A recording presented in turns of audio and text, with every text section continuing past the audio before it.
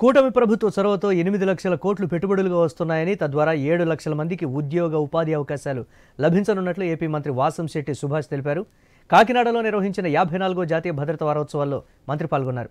కర్మాగారాల నిర్వాహకులు ప్రజారోగ్యాన్ని దృష్టిలో పెట్టుకోవాలన్నారు. అనంతరం పొట్టి శ్రీరాములు విగ్రహానికి పూలమాల వేసి నివాళి అర్పించారు మంత్రి.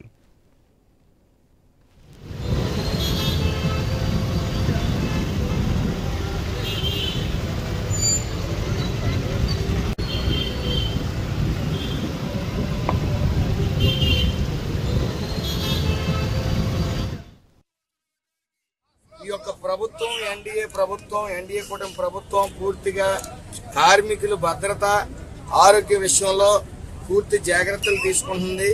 అలాగే కార్మికులందరూ కూడా తమ తమ కుటుంబాల కోసం, ఈ రాష్ట్ర శ్రేయస్సు కోసం, రాష్ట్ర ఉన్నతి కోసం మనందరూ కూడా సేఫ్టీ కిట్స్ అనేవి వాడాలి. మీ కుటుంబాల కోసం మీరు జాగ్రత్తగా ఉండాలి. అలాగే తోటి కార్మికుల పట్ల కూడా మీరు జాగ్రత్తగా ఉండటం వల్ల తోటి కార్మికులు కూడా సురక్షితంగా ఉంటారు. దీని ముఖ్య ఉద్దేశం జీరో ఇన్సిడెంట్స్, అసలు ఏ ఇన్సిడెంట్ జరగకుండా, ఏ యాక్సిడెంట్ జరగకుండా కార్మికులందరూ కూడా సుఖ సంతోషాలతో ఉండాలి. భద్రత అనేది మాత్రం